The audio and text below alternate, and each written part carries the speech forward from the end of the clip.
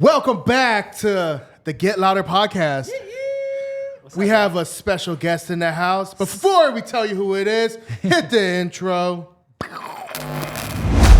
Woo! We out here, baby. That's right. We have Chris Fernandes, a podcast creating master. Mm-hmm. He just taught us so much stuff. Yeah, he actually helped us set this up. You know how smooth that intro was? That's because of this guy right here. We can thank Chris. Chris from Alive Studios, baby. Can you flash the logo to the camera right there? There it is. Bang. Welcome. Thank you guys. Thank you guys for having me. Yeah, man. sure. Thank you for coming on, spending some time with us. Yeah, man. Well, Hey, it's we do fun. podcasts, man. But you know, we're just here to learn from you, man. You're the podcast master. Thank you. What makes you a expert in your area? Like, I think it's trying to like think about how you can make things as like not a podcast as much as possible. You get me? I like that. Everyone is doing a podcast. Everyone can sit down and talk on camera with people. So it's just like, how do you go a step beyond the podcast? How do you introduce other elements, whether that's having someone call in through the roadcaster or sharing a screen and like walking people through something, or having a deck that has like talking points and using that as a means to like guide people through a conversation or what you're like trying to get across on camera. Just those visual aids allowing people to like make their content engaging and dynamic and more than just one camera to another camera. Right. Or, even most people nowadays, they just record podcasts on Zoom, which that's a you should not be doing that. That's a no-go for me. especially with the tech we got now. Exactly. Yeah, I was just talking to Brandon about how we're going to get to a point where our guests are going to be out of town and we're going to have to do some over Zoom, but preferably, like, I'm trying to... Why would you do them over Zoom? You got Ecamm. Well, Ecamm through Zoom. I think he just means virtually. Okay. Just virtually in general. okay. Yeah. Wait, what do you mean? Because You is can Ecamm generate a link. is Ecamm Really? a Zoom? Yeah. Oh, hell yeah. Is that considered an interview? You have to like pay, like it costs extra money for that. No, don't. It's right here, bro. I told you guys we were This learning. thing right here. We're getting You game want- today. You just flip this switch on, and then literally it generates a link for you, and then you send that person this link, and they're able to call. And they're just viewing it online. And it says no, because look, you only have 250 hours. do they have to obviously you only download? have a certain amount of hours, but like, Is that for the year? yeah, Do they have to download something? no, So they do it through a they web browser. do it through a web browser. Well, that's so for 200, them, 250 interviews. Yeah, that's a lot. That's like 200. exactly. So we can do that now. We'll test it out. Yeah, we'll test it out. Yeah, thank you. I mean, shit, I could walk outside right now. Because and we're just click using. this link. Thank you for that. I know, right? Have you used Riverside? Yeah, I have. Okay, Riverside's dope. I mean, it's just one of those other things. Right. I just hate that Riverside like limits you to like, it's a web tool. So Right. it's not really utilizing all these features. internal processes of Right, your for computer. sure. Like, so yeah. But it does cut up clips for you and stuff, which is cool. That is dope, I Yeah. will say. But then they have things like Opus and fucking Exactly. So we got a Munch lot of and shit. options. There's so many This options is dope now. that we just discovered now. Yeah. Yeah, I didn't know that it works just like Zoom. You just send them a link. Yeah. And it even tracks their camera as they rotate it. So if they rotate it, Does it like look thing- better than like? Is the quality better than Zoom? Yeah. Zoom Yeah, is like the they all-time definitely low. still need to like make sure the person has good cell service, or if they're on their laptop that they're Etherneted in, Right. just to like forego those problems. But it works out of box. And you're always dependent on the camera that they have on their end. Yeah, but the That's thing usually is, the the biggest dope thing. thing is now you can tell someone to like, if they're iPhone and they have a Mac, like just use continuity camera. Just Right. use your iPhone's Use best that. lens. It's always better Exactly. than the computers. And then the anyways. iPhone also has that like the tracking shit that you can add on to that. So like they can be wherever they want in the frame, and it just always holds them Center. in and sends you that feed. Dope. So in your opinion, right? What makes a good podcast show versus a bad podcast show? What makes a good podcast show? And when we're talking about podcasts, we're not talking about the old school podcast. Like technically, a podcast is audio only. Yeah. Right. But The New Age podcast. the New Age podcast is with video. Right. Yeah. So New Age podcast is with video. That's what we're talking about. Yeah. I think what makes well, one, it's always like personality. Like it's always like presence in front of the camera and like presence with your co-host, being able to like go through the ebbs and flows of conversation and never like, you know, sometimes people have those awkward like silent moments and they're like, oh, well, I also had this other question for you. Right. Like, let's try to reduce that as much as possible. But then also just getting into the point of like just making sure that your podcast is built around certain goals. You get me? Like if your goal is like, if you're a coach, like how do you build a show around your expertise as a coach? You get me? How do I create segments that kind of, you know, showcase me as, hey, this is what I do. Whether the segment is like, all right, I'm gonna have one of my clients call in and we just talk about our session that we had, our one-on-one session that we had today. And I just go through the, you know, the plot holes and pain points that I solved for them at that given session. You get me? So yeah, really just building around your goals. But obviously before that, like I said, is just being personable on the mic. Just knowing how to handle yourself in front of someone else and knowing how to, you know, sense when they don't want to talk about something or when they do want to talk about something. Right. And going beyond the questions of just like, so what brought you into this industry? And like those generic things are cool to start out with, but if you're going to be interviewing someone, watch some of their show first. You get me? Like actually get to know what they do so that you can be interested in what they're doing. At the end of the day, like a podcast is like, you're inviting people on and like if people use it the right way, essentially like people are creating content for you. Right. You get me? Yeah. So that's something that you guys have been doing really well, where like you guys have people coming on the show and essentially they're creating your content for you. You guys are just, you know, teeing them up. Just administering it. Yeah. Yeah. For sure. Don't give away our secrets. Yeah, I think it's a big part of what you said is just like, and Jeremiah and I make sure we do this. It's just always the case. It's like we're genuinely interested in the person and in what they do. So we have like our kind of our structure of how we're trying to approach it, but it always dives deeper because we're like, oh, well, tell us more about this. Okay, Exactly. so this, and it's like, it makes it so there is no dead space because we actually have a true interest in what they're saying, what they're talking about. And then the guest feels that, right? And then they're more inclined to share more. And then it just, then we're laughing and and they're like literally like building relationship as we speak. You know? The layers start to shed off. Yeah. They start to showcase the human being that they are behind the service or product or expertise. Right. You know what I mean? Yeah. I think that's important. What like, because you've done many podcasts, produced many shows. Yeah. What has been like your most fun show to work on? Like two for sure.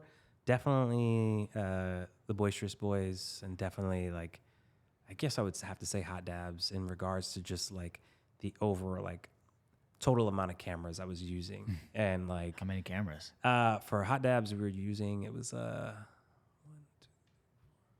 it could have been it was a 5-cam show. Wow. So we had a wide angle with both talent in frame. Each talent had their own camera, and then we also had a separate fourth camera like parked at they were doing this thing called like fresh off the press, where they were like taking dabs straight off of the dab press. Wow. And we had a camera parked So at the high. press. And then we also had like, I used my phone as like the wireless camera, and that was just like parked on a little small tripod, and that was like our QVC cam. So whenever he was getting ready to queue up a sauce, he would show you the design of it, show you like the actual sauce itself. Oh, you'll get all close? Yeah, That's because you're dope. using the phone cam. The only thing that sucks about that is you can't see the preview on the thing. Like you got to look at the TV and like try to like eye it up. Yeah. But yeah, that was just dope because everything that people saw on that show was done live. Right. All the assets, the overlays, like we got to do like segment intros for every time that you create a new segment. The goal of the show was to create like a create a Hot Ones equivalent, but for weed, where he's interviewing other, CEOs of other weed companies. Are they literally just taking like hits as they progress through? Yeah, Just so becoming it's 5 progressively hits. more ridiculously high? Yeah. So it starts at like 500 degrees and it goes all the way up to 750. And so that's what makes it, the higher the temperature. The higher the I temperature, didn't the even more realize fucking that. sucks. You just like Wow. rip a hole through your fucking esophagus. Like it's fucked. It's pretty bad. Because I don't smoke weed, so like Does it make you like higher? The higher the temperature makes you higher? I think the amount or of are you just punishing yourself? You're really just punishing yourself. Oh, okay. Honestly, like I've been begging for him, and please, I mean, I know we're not on the best terms, but like, please have people sign some NDA or just protect yourself, because if someone gets hurt on that show, bro, it's a wrap. Like, Well, what are people like from the beginning to compared to the end of the show? By the end of it, they're slumped. They are slumped. They some people, like, they need to take Ubers home because they can't drive home. Literally, bro. It's wild. Wait, I'd so, be on the floor. Literally. so does the show get, the higher they get, does the show get better? Because I feel like at some point, you just get so high, you're just a blob. Yeah. So how we devise the show and the segments were like, ask all the serious stuff up front, and then by the end of the show, like, just make it more fun activities where it's like, I think the last thing they do is they draw a picture of what they're feeling like. You get me? So that's dope. Get creative like that is dope. yeah, you know what I mean? Like, and like, I think there's like definitely ways for them to like get out of taking a dab, where like they have like a spinning wheel where we write different options down and be like, you know what, I'll just We got to spin the wheel. Exactly. You give me something just like that where they just write like custom solutions on there. Where it's like, instead of taking a dab, you can take an edible, or you just forego your dab. Jesus. Or you might have to take your dab, you know, Twice. 50 degrees hotter. Shit like that. That was fun, gamifying that whole thing, and like knowing that everything was done live. Like, it just made me so fucking happy, because that meant like we could have went live. You know what I mean? Right. We definitely didn't go live because they were just starting out and they didn't really have an audience of people to come over and watch them live. So there wasn't really much incentive, but just to know that we had that ability to go live. And if someone had like the audience for it, like people could have experienced everything they currently see on YouTube Live. just live. That's sick. And be able to be in the room with them and like create segments where like, hey, like you can surface up people's comments and like get them to interact. That was the fun thing that I thought about, like that I had the most fun with Boisterous Boys, was the fact that they went live every Monday consistently. And I was able to see that growth over a year. Like, they went from 0 subscribers to over 1,000 in a year, and they met all the requirements so that they could start making super chats. And you know, it's something nominal, but like, you're making like anywhere from $100 to $150 an episode. Yeah. And obviously YouTube is taking their third, but like, as it keeps going, Exactly. like, Yeah. and I think that was probably one of the smarter things when they pivoted, like to hold on to that channel, like just do that. You know what I mean? Like, take advantage of that. But with them, it was dope because like, when you're doing something like MMA, like, the topics are being given to you. Like, what to talk about is based on what happened this weekend. Right. Whereas when you go the other way around, like, it's a little harder. Like with Hot Dabs, it was more about like, how do we create a show around? Because he owns a weed company called Real Deal Resin. So what we winded up doing was using his sauces as the 5 sauces that would use, similar to hot ones, where they have their hot sauces. And the goal is like, now, you know, he's selling his new things, and you see on them, it says, as seen on Hot Dabs. Right. You know what I mean? It's just building that brand slowly and surely. It's like a and now QVC. I've seen on Hot Exactly. I've seen on TV. Exactly. That's funny. So that's what I mean about building stuff around That's your dope. business goal. I love that. So what kind of tips would you give people who want to start a show? Would you recommend they start going live right away? What kind of tips? They got the equipment, they want to start shooting. What can they do to expedite their virality power? Yeah. I mean, I think to expedite success, it's just staying consistent to whatever schedule you can commit to. You get me? If it's bi-weekly, it's bi-weekly. If it's weekly, it's weekly. I think like most people feel the pressure to like record every day or release everything every day. And I feel like it's just like, what are you willing to take on, and then stay consistent to that. Like if I tell people, like, if Game of Thrones committed to Sunday at 9:00 and they missed one Sunday at 9:00, you would not hear the fucking end of it. Just like I think Netflix the other day, they had that show that was supposed to go live. I don't watch it, but I think it was like Love is Blind, and like they were supposed to go live at a certain time for like a finale or like a reaction reunion video, or something. reunion or something like that. And they didn't. Right. They fucking went down. And They have a lot of people issues with lost their live stream. Shit, bro. That's I would love to, like, I want to start to get the equipment so that I can be able to produce live for Netflix. Like, if I could have a fleet of FX3s, like with this thing that I got here, that's it. Like, That's all we you need. can produce a show for Netflix. Right. You know what I mean? And then getting to like the point of like doing wireless cameras and stuff. But yeah. So what about like queuing up content before you start actually releasing it? Do you recommend that as well? Like shooting a bunch of shows before you actually start releasing them? I think it's up to you. Like it's up to you and what your goals are and what you're trying to do. Like if you feel comfortable doing that, by all means do that. You're going to spend a lot of time like editing those things.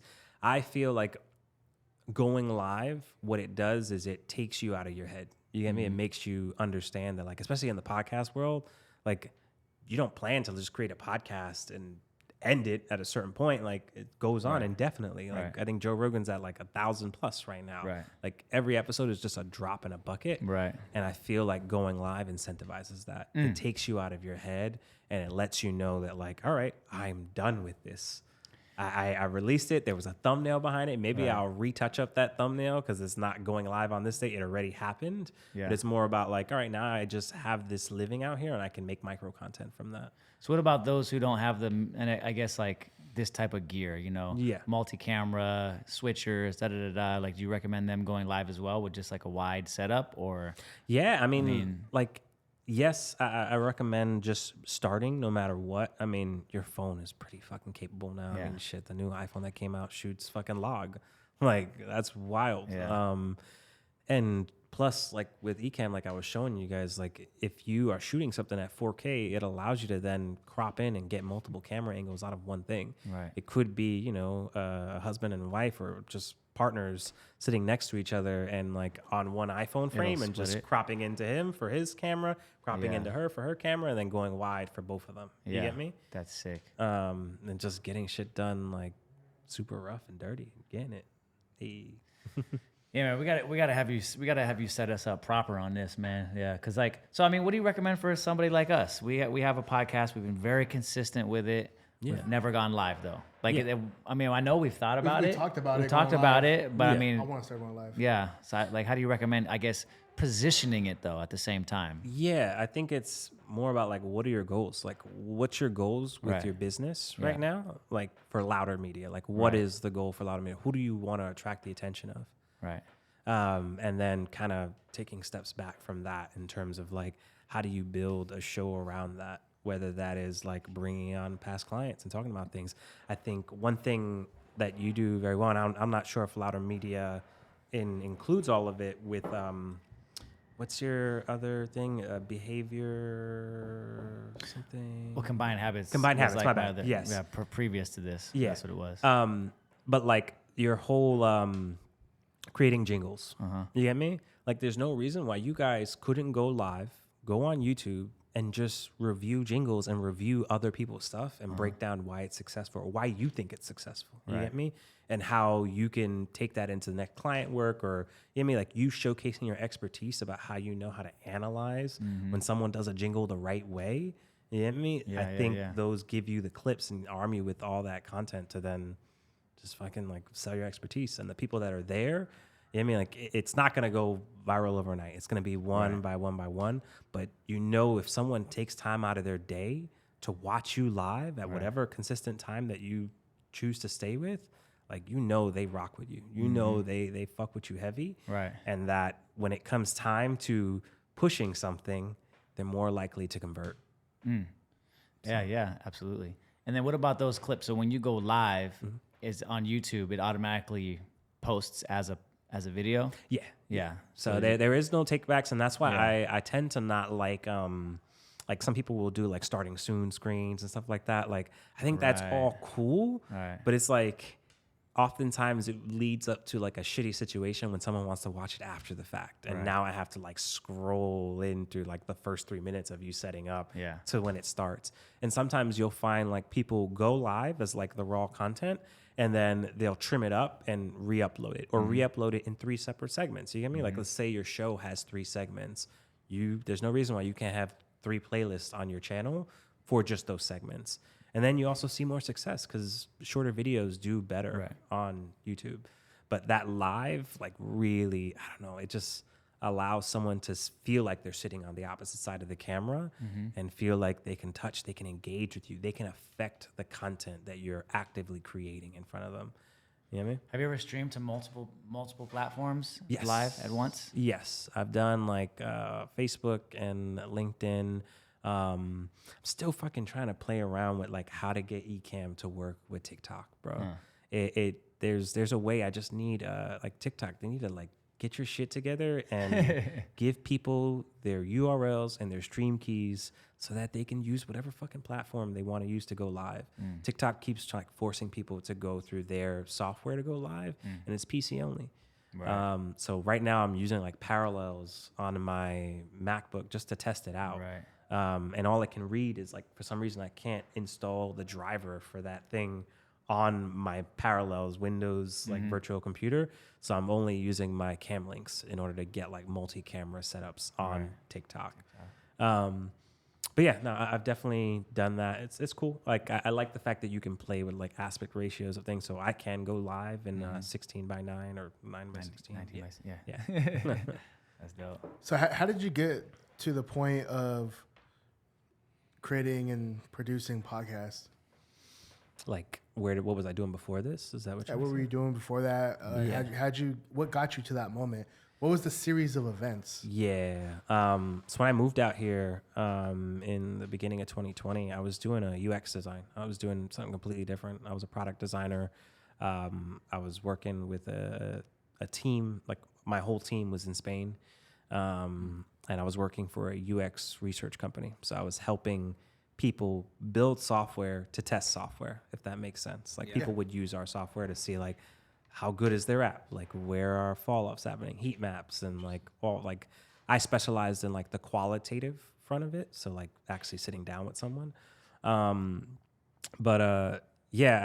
was able to luckily like transfer out here and get my payroll transferred over because we were located in San Jose, I believe. And I just had a lot of downtime like everybody else. I was getting to know my girlfriend at the time. And I was living in fucking 5th and Broadway in a loft. I always wanted to live in a loft, so like it was super cheap.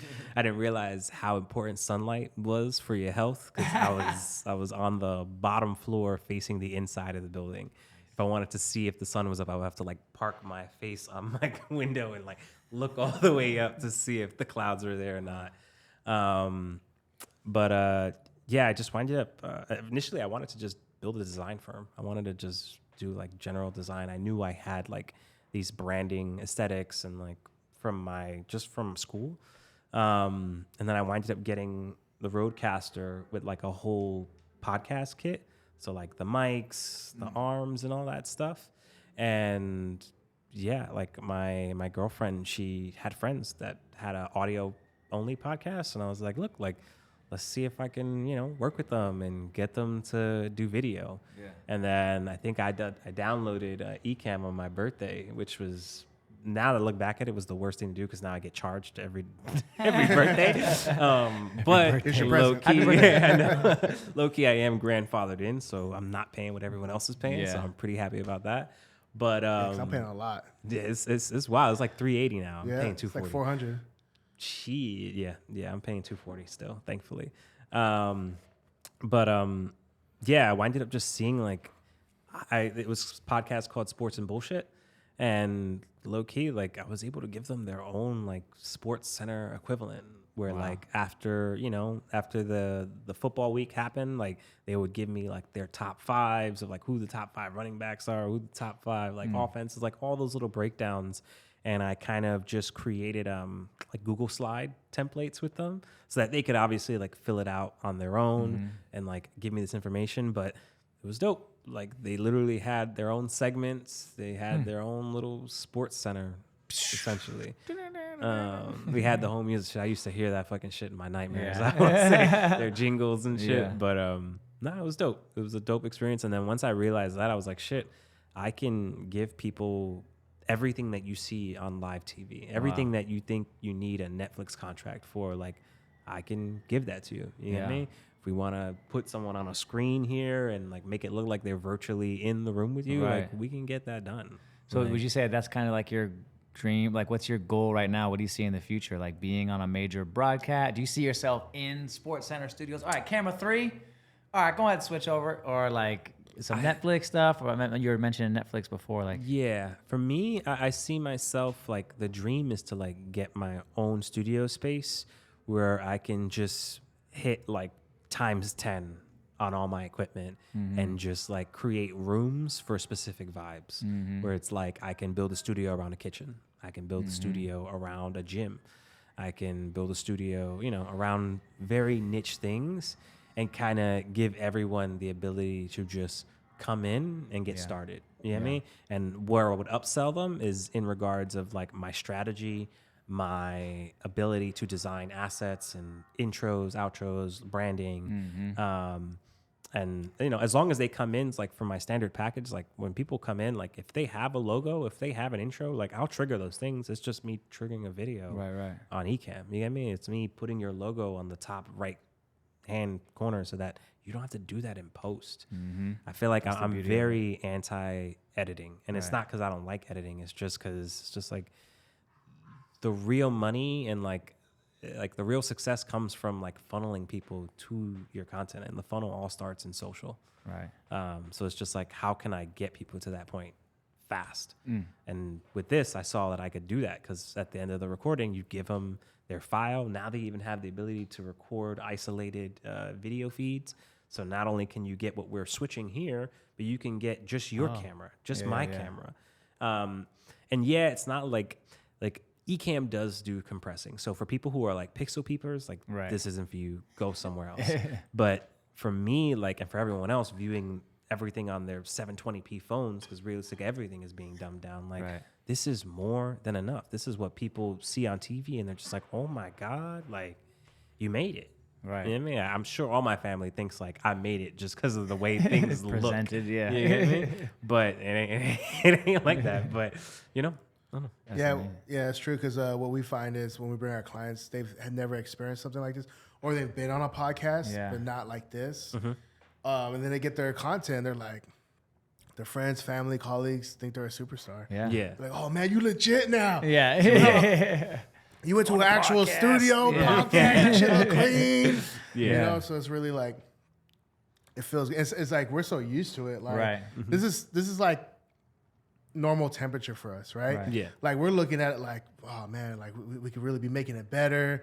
We're not like at the level like we really could be in. Right. So we're like looking at like how like, oh man, there's so much growth left. And they walk in here, they're then like, they walk wow, in, oh my God, this setup. this is sick. Yeah. And it's just a reminder. It's a reminder for sure. No, that's dope. And I think it's also like even like another way to look at like thinking that you have so much growth is like now you still have that like evidence that people can see that growth. You get me? People can go to episode 1 and like by the time they even get to episode 1, like they probably catch you at episode 50 or 60 where shit is fucking, you know what I mean? Like that next level that you guys want. We're on the road to 100 episodes right now. Yeah. Oh, shit. And our goal is like to get to 100 episodes as fast as we can. Well, not as fast, it's just naturally happening fast. Yeah.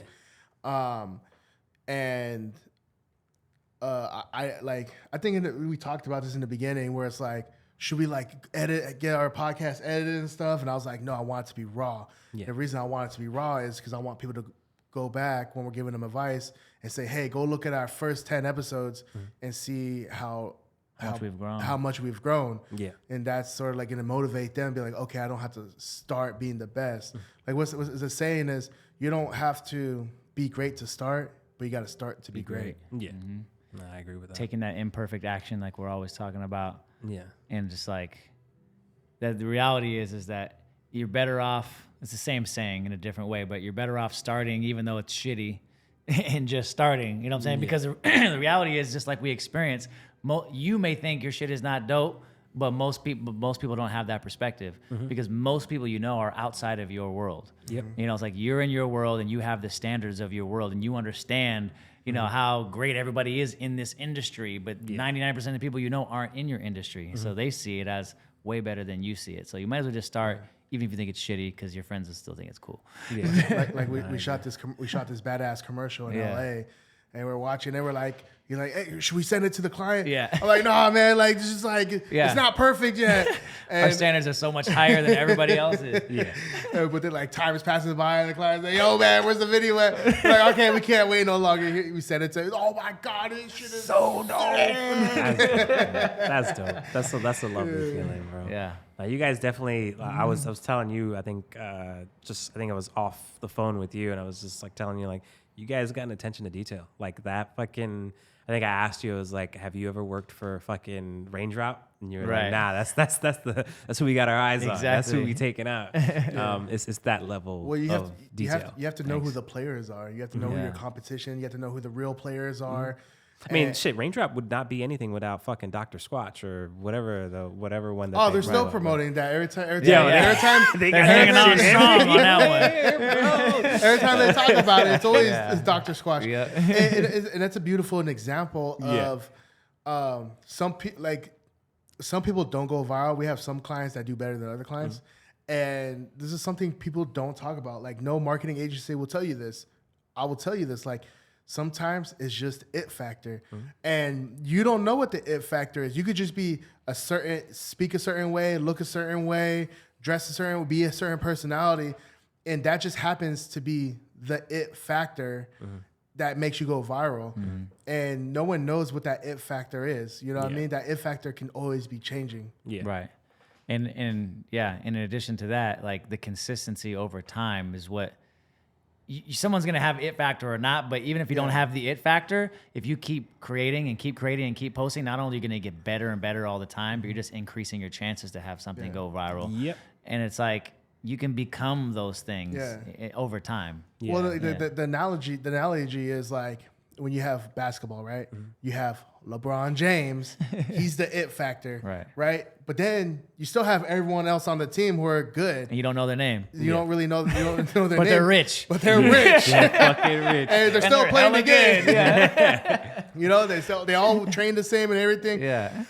But there can only be one LeBron, you know what I mean? He just happens to have that it factor. So like we tell clients all the time, like, yeah, you're gonna see success from this. Yeah. But maybe like it'll be like 1% of people will see the LeBron success. Yeah. How do you manage those expectations from like setting, like how do you tell them straight up, like it's not my... We coach them. Process too. Yeah. We're building foundation. We coach them on trolls. We let them know like you're gonna have trolls. Like we love trolls. We want trolls. Trolls is a good thing. Yeah. Trolls boost engagement. It's attention, bro. Right. Yeah, and you gotta keep in mind for that one troll that's trolling your video, there's like 100 people who are loving your stuff, but they don't comment. Right. Yeah, it's a troll that wants to comment because they want to create chaos. Yeah, I think I got a little slack for like telling people like not to focus on going viral, and I think that's exactly what I was talking about, which is just like don't focus on like changing yourself and who you are to get that viral moment, because then once you get that viral moment, like people are going to hold you to that standard. They're going to expect you to act like that all the time, and if that doesn't align with you, now you just, set up a recipe for not like it's a recipe to just fucking hate yourself. Yeah. And so that's why we tell our clients we want to focus on just the quality of the content and providing value and educating. And not only that, it's like showing your true personality, being yourself, incorporating your personal life into it, weaving all those things together. And within that, being truthful, people are going to see that. They're going to understand who you really are. Then you're going to attract your actual people. By being yourself, you're gonna attract your true people that are gonna end up sticking to you and following your brand. Oh shit! Can I ask you, when you guys do like the jingles, are you guys still focusing on not focusing? But it's like an offering, right? It's an a la carte. It's an a la carte item now. Okay. Yeah. Meaning we don't promote the jingles. If you need a jingle, we could do it for you. Yeah. But that's not our bread and butter. But what? You gonna ask me about it? I was gonna ask you about like, do you involve them in like the scripting process of it? Because like your delivery when it comes to doing it, like it makes me think like you were a battle rapper like at some point in your lifetime. You get me? So it's just like it's just like the process from when we create our content. We're always gonna have a discovery call. We're always going to learn what the business goals are of the client, what their purpose and objective for why they're promoting it and the way that they're promoting it. And then there's going to be a lot of other aspects to like the genre and like what's going to resonate best with your audience and things like that. But it's almost the same exact approach as we take with the video content. Yeah. Because then we take that, then we come back and we write based on that. And so that's what ensures that the client is getting something that's personal to them and that they want in combination with what we know works. So whether it's music. Thought you were getting their journals and like basically, you ask them personal enough questions, like, you know, so. Dope shit. Yeah. What's a jingle that stands out to you? You have 5 seconds to answer this. 5, 4. I'm loving it. Like McDonald's, fucking BK is they're getting this PK, have it your way. You rule. Yeah. I haven't heard that one. No? Burger King? Is Burger King still a thing? I guess It's it's advertising. Wendy's doesn't have a jingle, bro. Does Wendy's have a jingle? If we can't think of it, it's bad. Yeah. You know what I'm saying? I like Nationwide Is on your side. Yeah. And what was that? Just- J.G. Wentworth. Call some of them. Bro, the local San Diego jingles are dope. Like Highway 5 on Mission Bay Drive, Pacific Nissan. Pacific Nissan. Yeah, that's a car lot jingle, bro. That's crazy. What's the one on the Mile of Cars? The Mile of Cars one? I know what you're talking about, but I can't think of it. Oh, man. I think San Diego has the best jingles. San Diego has a lot of dope jingles. Yeah. It's always interesting to hear the ones where they copy a super famous song. I always wonder, like, get away with that. they'll do like the Beach Boys or something. I'm like, bro, like, what did they have to go through in order to be able to get that cleared? Like, because there's, you know, I've actually been a part of a couple songs. I have a song called Nita Colada, which is a play off Pina Colada. Yeah. And it plays off of the song like, "Did you like Pina Coladas?" You know, super famous song. And I actually I got that cleared by the original writer of that song. And so it's definitely a process. Yeah. And the people have to want to do it. Like a lot of times it's not just like a thing where you pay a certain number and then they're okay with it. Like they want to make sure their song is being represented properly. You know what I'm saying? Okay. Because they told me, they're like, well, you know, he turns away songs all the time. He's like, but he likes yours, so he's gonna approve it. Dope shit. And he's like, so you'll take 10% and we'll take 90. I was like, wait a second, hold on a second. I was like, come on, bro. I said 2 parts from your song, 2 parts. So I was able to negotiate that better. But yeah, it's like definitely a process. So I always wonder because I hear Beach Boys ones, I hear like all kind of shit. Jingles are fun, man, but it's a lot of work. They're fucking hard. I bet, bro. I fucking bet. What has been like your biggest drag, or like what is like the biggest problem you've had with clients in shows? I guess for me, like the biggest problems I've had that I'm learning personally and going through the lessons is just communication and setting boundaries as to like what I am responsible for. You get me? Like I think a question that I need to start asking clients more consistently is, what does success look like for you? You get me? Like how are we measuring success for this? Because my definition of success might not be their definition of success. You know, they may expect, you know, being viral or like, you know, something overnight. We need to understand that before we even decide to work together. You know what I mean? So those are just lessons that I've learned. What are some of the answers you hear about what is success for people? Well, I mean, now that I'm starting to answer it, like it's hard. Like back in the day, 10,000 subscribers after 1 week. Like that's what people are looking for, and I'm not looking for that. Like for me, like the answers I want to hear are just like, you know, I really want to build I want to film something with you where maybe we just film once a month, but I have the content to chop up and create micro content throughout that whole month. You know what I mean? Like if we create a good show with a good 3 or 4 segments that are like distinctly different, whether like, you know, the last one is like a Q&A where you open it up to the people and like you get to answer their burning questions. Maybe the first one is like daily topics, and like in between are just other ways to showcase your expertise, whether it's like going over people's jingles and things like that. Like if we do that well, then you now have, all you have to do is film 1 episode a month. You know what I mean? Go live once a month. And then you just have that content to like pick from. And back in 2020, when I first started, like it was a lot harder of a sell. But now all these other tools are popping up, Opus and Munch and all these other things. Like there's so many ways to repurpose content now. So I feel like I'm hitting that sweet point of like where what I offer like matches what you can find in the rest of the world to get that micro content. I've always felt like, you know, I've left money on the table in regards to micro content. And it's just because like I don't really like to see myself as a video editor. I like to work with like shorter timelines. Like I can fuck up an intro. I can fuck up a segment intro. You get me? But when it comes to those longer just timelines, I fucking lose it. Like I'm in the moment switching. You get me? Right. I build a cadence with someone. I get to understand like when they're gonna talk with their hands. So I'm parking a camera at your hands. You get me? And I get good at like understanding when someone's finishing up a point and going to the next point and like just keeping the flow with that. You get me? What was that word you used? Anticipatory. Oh, okay. Hell yeah. You're able to anticipate when things are happening because you're learning them. Yeah, exactly. Yeah. So yeah, I think those are the types of things I want to hear when I start to ask these questions more. But yeah, a lot of people. No one's gonna answer that question like that. No one will. No one will. They're always just gonna be like, I want to go fucking viral. You get me? I just want this number. But it's just like, what does that mean to you? You get me? Like, is it overnight or is it like, what if there's 1 or 2 new people in every live stream? That's successful in my mind. Growth. You get me? What's a good grow rate on YouTube? Like what's a solid to be happy about and realistic? You're growing consistently on YouTube. What's a good subscriber? Like after 1 month, if you got this amount of subscribers, after 6 months, after a year. He hates this question. I think to put a number on that is kind of like, you get me? It's what you're committing to. The answer, we want to know, when should we give up?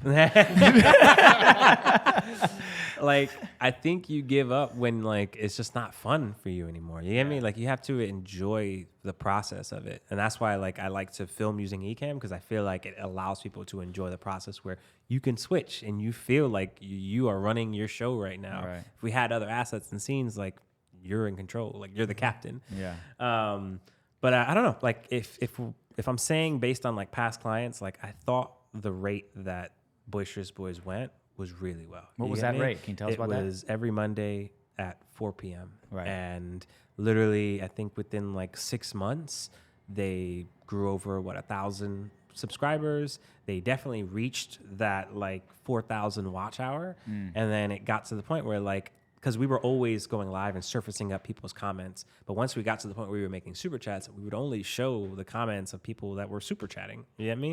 And then create another scene where like you can see all the comments and just scroll through them, but not really give it individual attention. Well, there it is. Etch it in stone. 1,000 subscribers in 6 months. That's the standard. Guys.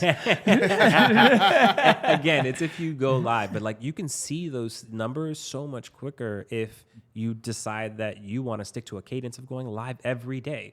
Like if you have the balls to go live every day at a certain time, you will see success. Like I can guarantee like you're going to at least see 100 subscribers within the first month. You get me? Because you're going live every day at the same time. But that comes partnered with promoting it, pushing it out there, leveraging your existing audience, inviting the right people on and leveraging their audience. Yeah. So you get me? And like bringing the best out of people. Look, we have a big guest coming on next week. Yeah.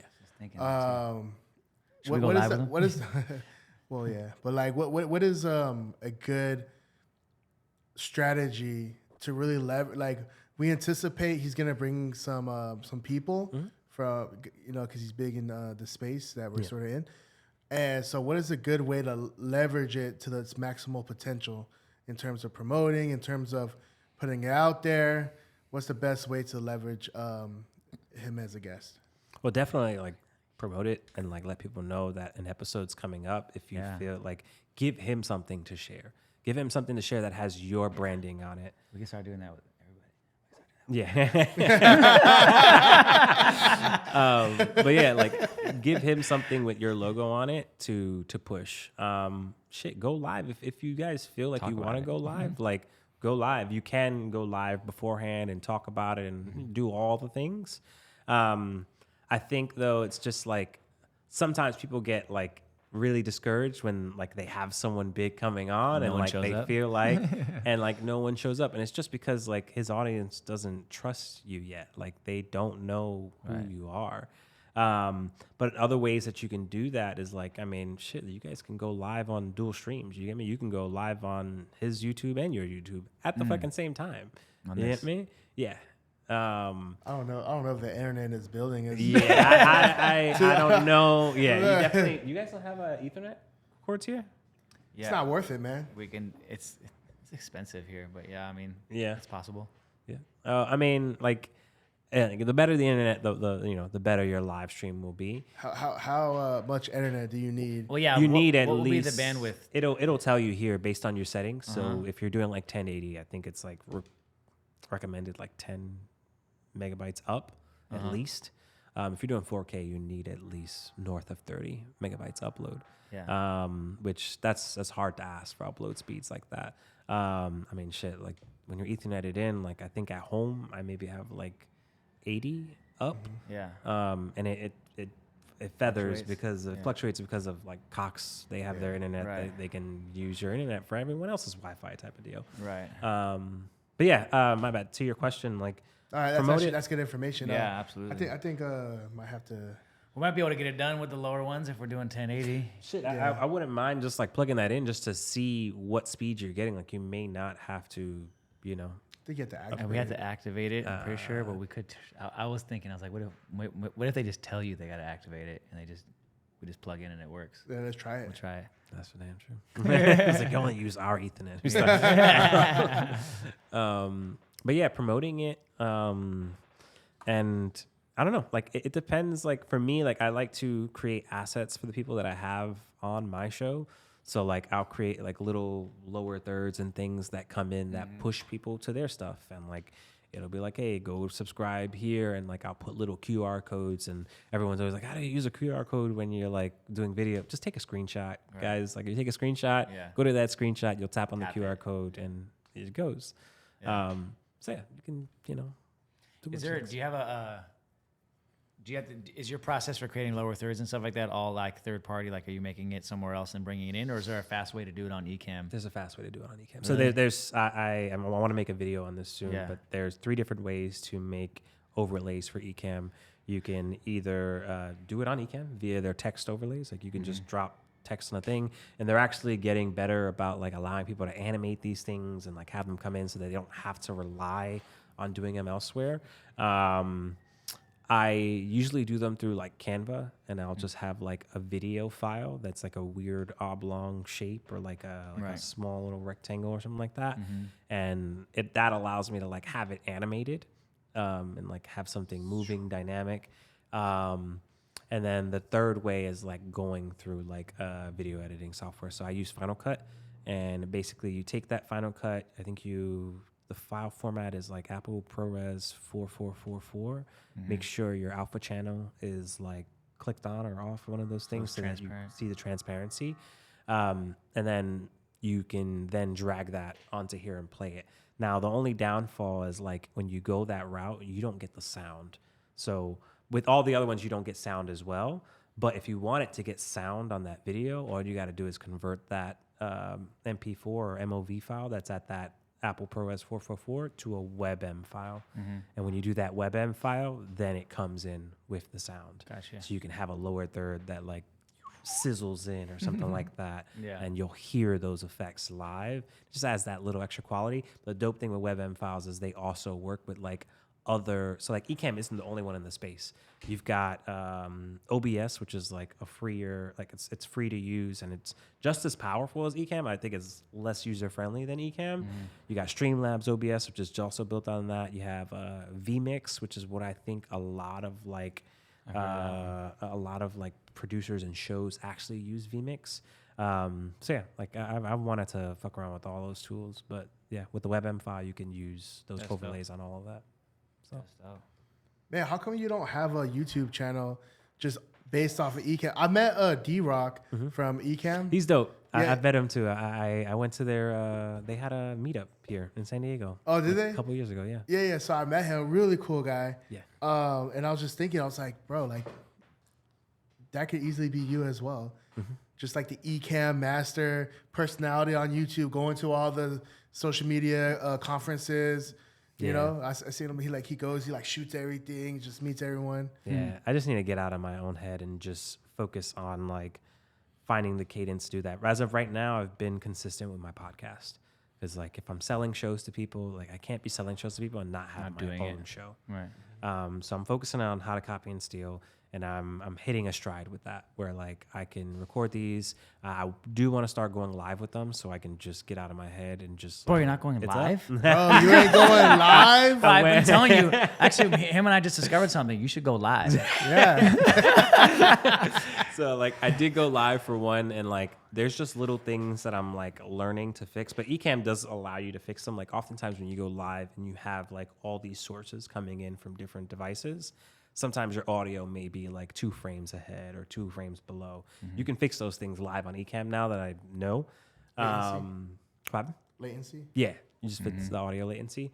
But yeah, like that's my goal. Like I definitely I want How to Copy and Steal to be like my thought process and how I think creatively, and then I want a live studio to be just a resource where like I'm giving away all the gems and I'm just showing my expertise in this. So like when I start to go down like the Ecamm profile designs, I want to start to do that there. I just did the free PDF thing. That video is on a Live Studio YouTube channel. Nice. That one's been getting some love. Actually, I just got my first fucking 1,000 view YouTube video too. Nice. On a fucking, we just got our first 1,000 YouTube video. Yeah. Dope shit. I don't know how it happened. I think the person I just interviewed has been pushing it on TikTok. I need to get on TikTok, bro. There's this tool called repurpose.io, and apparently you can post on once on there, and it'll like just duplicate your post without watermarks or anything across IG, Shorts, and TikTok. Be careful doing that because these social media platforms, what are they selling? They're free. Yeah. So what are they selling? What do you mean? Ads. Attention? Ads? They're selling attention. Yeah. So they'll know if you're using a third party platform to post. Yeah. You're not gonna get the That engagement. love. Yeah, they're gonna suppress you. So they want you to be posting natively. Even when you upload, like when I'm uploading a story, I can't leave the app, or else because they want, as you're uploading, they're like, okay, you want to upload, you gotta stay on, go do some scrolling, and we're gonna take our sweet time. It don't gotta take that long to upload a story. And that's a new thing too. Well, it's they just started popping that on there. Yeah. Because they started losing money. Yeah. Because people weren't going on. They're just using it for marketing. Right. Which is fine. But they want you to use it for marketing. But they want you to be on the platform so they can sell you advertisement. Right. And advertisement needs eyes. And they've been going sort of a little bit too hard on the ads, on the stories. You know, go to a story, then you hit an ad story. It's like every other story. It's like every other story, and it's ruining the user experience. Yeah. But they're trying to figure out, because they don't make that much money from the... So most people want to watch Reels, right? They actually made more money when people want to see pictures, because they're able to give you an ad and you look at the ad and stuff. But people are scrolling so fast now, they don't spend time on that ad.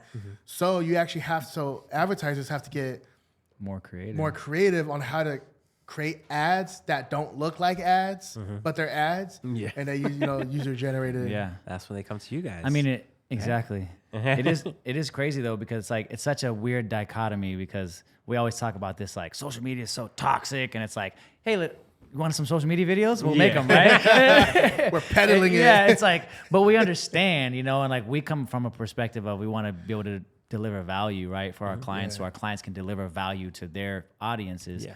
But at the same time, it's like I go on Instagram and I get caught up, and I even forget, like I'm scrolling and I'm like, wait, I don't understand how I see all these videos. I don't follow any of these people, right? Like I think 60 or 70% of what I see is from people I don't follow on my regular feed. And then I'll notice right above it, it says suggested for you, suggested for you, suggested for you. Every single video is suggested for me. And so it's like, now it's to the point where I don't see anything from people that I follow unless it's on a story. Everything else is from suggested for you based on my interests. And they're right.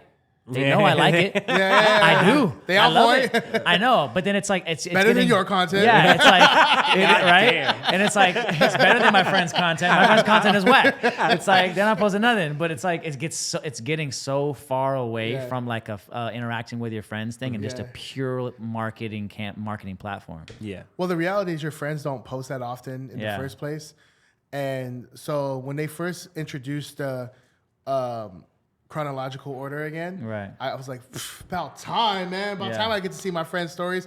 I clicked on it and I was just like, Boring. went back real fast. Have never been back to chronological. Just show me what I want to see. Yeah. And even with the stories now, they'll suppress your story. Unless, like, if you, like, you know, when you have a pop-in story, Right. they'll, like, reintroduce it into the little bubble. Yeah. But, like, some people's stories, you'll be like, oh, I didn't even know you posted a Goes story. Because you all can the way scroll through all of down. them Yeah. and you won't see them. They'll actually, like, take your bubble out of the story Yeah. lineup. That's fucked up. Our lives are being run by the Well, decisions of honestly, of what- Instagram. What we're selling, too, is, like, because social media is toxic, like, so bad for you nowadays, and it's just ruining the youth. I'm sorry. I know, but you need it. It's one of those, like, but you need it. It's right? like one of those like for me, I believe like the internet is like a connected conscious between all of us, and I feel like social media is where that comes to play the most. Well, you're literally marketing yourself, whether it's like for business or for your own personal brand, or like whatever your goal is to get out of it, you can get out of it by strategy, right? So what we promote to our business, our clients is, hey, you need social media. You know you need social media. It works, but you don't want to be on social media because it's toxic and takes you away from your work. So what we do, we're your mercenaries. We go in there, we gather data, we put data, we do what we need to do in social media so you never have to be on it. Right. And that's from curating the videos, creating the videos, posting the videos, even engaging on your social media. So it's not a dead account, it's a live account. Because Instagram wants you to be on there and they want you to be engaged. So they'll like if you post too many times, they'll shadow ban you, right? Yeah, You just probably. spam. You're just Right. spamming. That's happened to Instagram. me when I started my journey of just like getting back on social, and I was like, bro, this is fucking me. Like I'm doing this shit. Yes. It's not a bot. But you know when they won't shadow ban your account, if people are engaging on your post. Right. Yeah. If there's engagement there, they won't shadow Now ban you're you. valuable to them. They only shadow ban you when you're annoying. What's your tip for engaging with people when just like people just send you emojis? Like for me, it's just like send emojis back, like right or like Right. And they don't. And I heard that Instagram they don't like it as much. Like they don't count the engagement nearly as much when all the like a point when it's system. all emojis. Wow. Right. Because at this point they can read through AI every single thing we say and write. Right. And so it's like.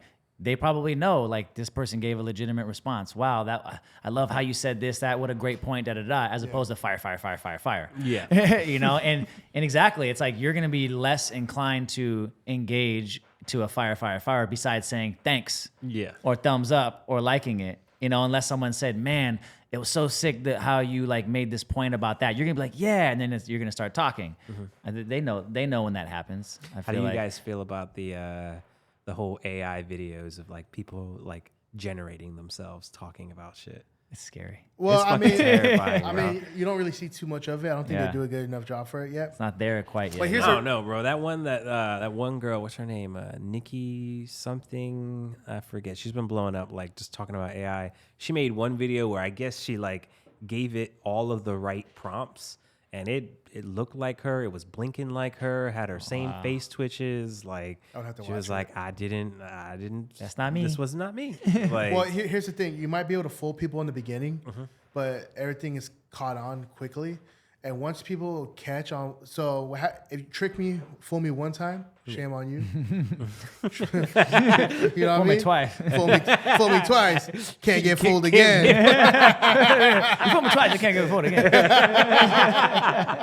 But that's true. Like, fool me once. Like, oh, I didn't know. Like, remember that old video with the CGI octopus on the beach? Oh, and you watch it the first time, Oh, it's real. that shit fucked Second me. time, it's fake. Well, or you don't even know it's fake until you read the comments. Like, did you know that was CGI? Right. Then you look back, you're like, oh shit, that's CGI. Well, now every video, because you've been fooled, no one wants to be fooled. Yeah. Right. So now that you know you've been fooled, you're watching every video with a skeptic's eye. Was this CGI? Now you're starting to look for details Right. on how to catch CGI. Yeah. And that's what's going to happen. Yeah, fool me once. I didn't know that video was all CGI. Yeah. But now I don't trust any of your videos. I don't trust you. I saw Right. some headlines. I don't know if it was like during June or like when the AI craze was just hitting, that like a lot of the social media companies are now focusing on like how to, track and understand when someone is using AI and like putting badges on their content that let people know up front, like, hey, this was done using AI. And I like that. I like personally. it too. I like it. It's definitely going to like weed out the people who are just using it like for just like shitty purposes. Right. But I do feel like there are good ways to use it. You get me? Like, how do you guys feel about AI? Do you guys use AI? Well, because we use it for sure. But there's to your point, because the idea that I hate, and this is the same in music. The idea that I hate is somebody uses AI, they prompt it, they say, come up with 10 social media ideas. It's like, and then those 10 social media ideas get created, and then they say, all right, send that to whatever platform to make a video of it. And then it makes the video, and then it makes the audio, and then they automatically post it, right? So it's like they touch one button, and then 100 things happen, and then now it's out there. To me, that's what I hate the most. It's like the most watered down, least creative, least human involved shit.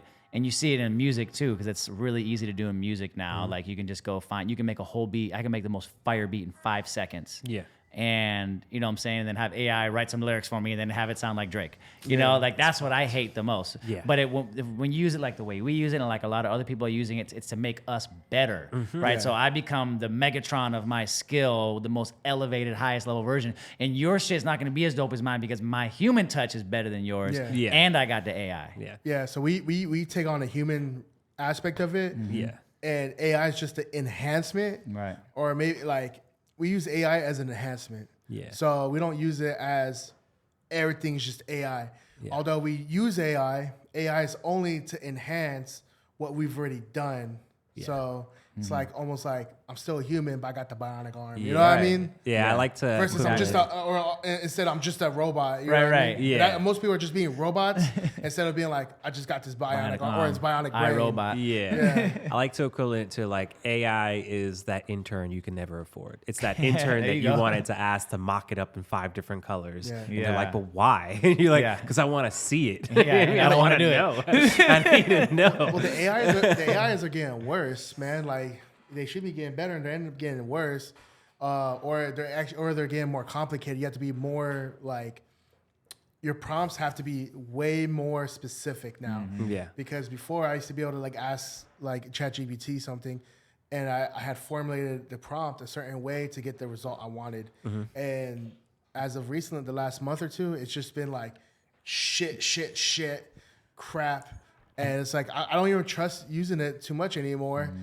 Now it's just like I'm going back to just how I used to do things. I think part of it might be too is that we were so there was so much wow factor in the beginning stages of it because we had never experienced this type of thing before, right? And so we're prompting, we're like, whoa, that's crazy! Look what it can do, and it's like, oh, that's great. And then you use it the first time, and then the next time you do it, you're like, okay, it's like kind of the same thing, but it's still dope. And then you start realizing, okay, it's like now it's becoming really generic. Yeah. And now I'm so used to like the responses. Yeah. My human brain's like, okay, I need something different. I need something more. Some sustenance. Exactly. And now we're trying to prompt it to give us more. Yeah. And it doesn't got no more to give. Yeah. It's almost like a drug. Yeah. It's a drug exactly. That first hit was what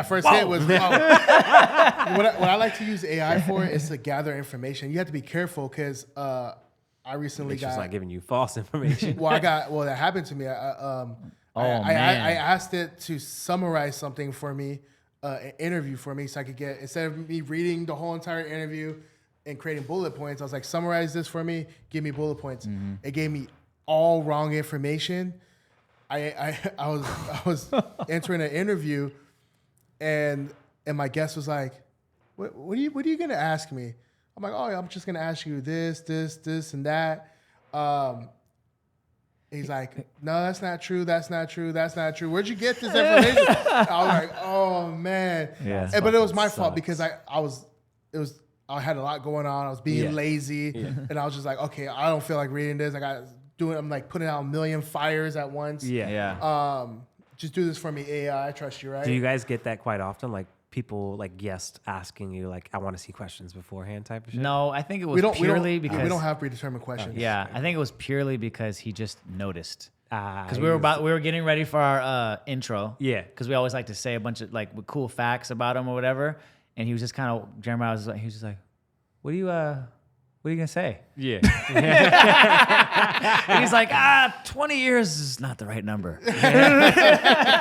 He just totally just noticed, you know what I'm saying? But Yeah, man. But I think that one of the dopest ways that I think that I've used AI and that we've used AI, I love it for creating documents that I would otherwise have no idea how to start and create. So like if you're trying to create some like even a legal document or some type of, I don't know, like even in the film or like here's my story, turn it into a screenplay. Right. And then so it's like if you're not proficient at writing screenplays and you don't know all the terminology like external, internal, this, that, and the third, it's like bang, bang, bang, bang, bang. You're like, dang. It organizes it for you. That's what we use it for. Exactly. We use it for that. I mean, we use it for like creating contracts and agreements and putting it into format. So like formatting documents, it's like freaking amazing for it. Especially because I'm not a scholar. Like I didn't go to school past high school, right? And so I don't know how to organize a lot of things. So I'll ask it, be like, hey, this is the type of document I need. I want it to be structured. And this, I'll ask it like all kinds of ways. And it'll just structure things so beautifully. Yeah. It's amazing. You can tell it to add like, okay, change the date to this. Yeah. Oh, incorporate this. And it just like you can just keep editing it by telling it little things and little things and little things. Yeah. Or if there's like a certain formula, like I'm trying to do math a certain type of way, and I just don't know. Is this all ChatGPT or like other tools you guys? ChatGPT and Google Bard. And Bard, yeah. Yeah, ChatGPT, Google Bard. Have you guys fucked around with any of like the clip making ones at all? Yeah. Which one do you prefer? Opus. You'll see like a few clips of Opus on our Instagram page, but we scrapped it. Opus is whack. I mean, should we tell them how we use it? Can we tell them how we use it? No, I don't want. Okay, we won't give that game. That's in-house secrets. Yeah. I use Opus as a means to just find the starting point, and then I'll like find that moment in like whatever tool I'm using. So I use Descript for everything, and like Opus will just tell me like, all right, what are the moments I should be focusing on in here? Yeah. And then I'll just kind of, because Opus has a free version now where you can just generate it, and they throw their logo on it. And they've also, really? I'm not gonna lie, they've taken a like they've made they've made some change. You don't get the same like ranking and like them telling you which one's the best one. Man, it's always 90 something. I know. I'm like, come on, is it always 90 Opus? Yeah, because this clip was trash. Exactly. Like, Opus is so wrong, and they get a lot of things wrong. They get some things right, and I think that's what people. Oh, they got this thing right, and like I think that's the thing with AI in general. Oh, they got this thing right, so it's so badass, but they got all this wrong. Right. Yeah. And even in the Opus, like some of the bottom, I have to go through every clip. Yeah. And I use it the same way. I use it as a starting point instead of watching a whole hour interview. Hey, just like where can I skip? How that's where I use AI. Like where can I save some time? And honestly, this is the reality. And I've had people like, because I've been on top of AI since it first came out. A lot of people who don't really know, they're like, oh man, you can use AI to make all this money. You see, like when AI craze, use AI to make $10,000 a month. And I'm like, no one knows what they're talking about. AI is nowhere near close to that. No one is making that off of the AI in general. Like, I'm just gonna set this up and set that up and set that up, and it's gonna generate me all this money. Yeah. Some people, they might have made money selling you on the idea of AI. Now, does AI help? Yes, and we use it every single day. Yeah. But it's simply a tool to save some time. Right. Yeah. But what works the best is human eyeballs and human understanding of what things need to get done. Yeah. You can use AI as a starting point, or like we said, we use it to create documents. Yeah. Oh shit. Or we'll even have a script. Like we'll create scripts on our own. And we might run it through ChatGPT. Hey, can you format this to look like a what do they call it? A screenplay? Yeah. So like it'll like just make it look legit so we can print it out. Yeah. Oh shit. But everything is human generated with the AI as an enhancement. Right. Yeah. No, I agree. I definitely agree. Sometimes what I do is like if I'm trying to send a text. I just recently started doing this. Girl? No. Like, apparently they have a ChatGPT keyboard you could have on your iPhone. Oh, I have the app, but. Yeah, they got a keyboard that allows you to just. I don't want to rely on it. I don't want to rely on it. But what I do is like if I'm trying to send it gets a little weird. It's like you're not talking for yourself, like someone else is talking for you type of shit. Yeah, because we're in communications with people like all day from early morning to late at night, and sometimes when you're just like burned out and exhausted, you want to say something, but like it just doesn't sound right, or like it sounds a little bit too mean or too direct or whatever. Yeah. hey, and I'll ask AI, text, bro. hey, rather just call hey, someone. ChatGPT, can you rewrite this to sound friendly Right. and informative Right. or whatever? The rewriting aspect things is great. Yeah. Yeah. Yeah. I don't know when like people got disrespected by writing periods in text. Like that shit makes no sense. Like, oh, he wrote a period. Like he's mad. He's pissed at you. Like, no, I'm just fucking. I pressed double space. Like, the period just autofilled in. Periods. Well, you hear that a lot, but the thing is like the way we communicate is all in the nuances.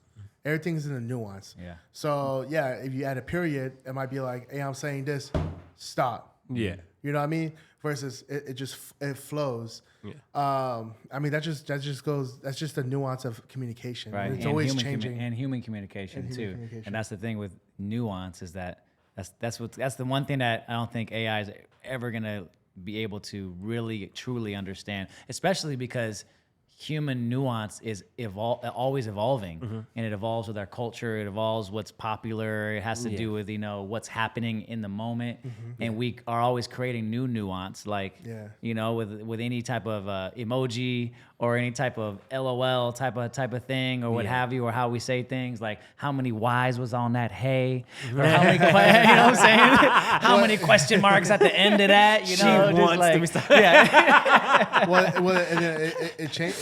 Even like And the it changes. LOLs changes and Exactly. the ha-has changes and the meaning of it the literally emojis changes. Yeah. Everything's always changing. Like slang is always changing. How we communicate is forever evolving. Right. Like we don't speak here hey, how thar I do whatever. You know what I mean? We don't speak like this no more. It's because the language and communication will always be changing. Yeah. Can I ask, like, as because you're a father, so like, how do you feel about this? Like, knowing that your children are growing up in this world. Like for me, like I'm about to be a dad, and it's one of these things where it's like, I don't know if I want my kid to receive shit for using ChatGPT to write an essay that he didn't even want to write anyway. You get me? Like, fuck that class. Yeah, the school thing is tough because the way that our school is currently set up, it makes sense that it would be considered cheating. Yeah. Right? But I think what's bad about that is that our school shouldn't be set up that way. Right. It should be set up in a more practical way that says, okay, if you have these tools, show me what you can do now with them, right? But our school isn't set up that way. It's set up by checking boxes and memorizing and all that stuff. So, but as far as the other side of things, like I grew up with no video games and shit. Like my parents didn't let me have any video games. I only had Sega, Genesis. Hell of an imagination. You know, I only had Sega, and my grandma got it for me. But I would have to go to my friend's house to play like N64 and stuff like that. Yeah. But we were just always outside. So like, and this is kind of a secondary answer, but That's how it should be. By the way. yeah, exactly. And so like that's what I'm saying. I want to make sure my kids appreciate being outside. And that's like gonna be a hardcore thing. I don't think I'm gonna be buying video games because that wasn't part of my life. Yeah. I know a lot of gamers and stuff. Some of them are just gamers, and some of them are super successful. What about the iPads? You know, there's games on yeah, iPads. I know. So the iPad thing is, you're gonna come to a crossroads. I know. My friend. I know. You're gonna come to and you're gonna resist as long as you can. Because everybody else got an iPad around them, and there's gonna be a couple places where there's gonna be zero option, which is airplanes. All right, and then potentially car rides, depending on how far, or a restaurant, depending on how crazy they're going. Yeah. You know what I'm saying? So it's like you should resist as long as you can and make it a thing that only gets pulled out when you have to absolutely need to preserve your sanity and to try to enjoy yourself a little bit.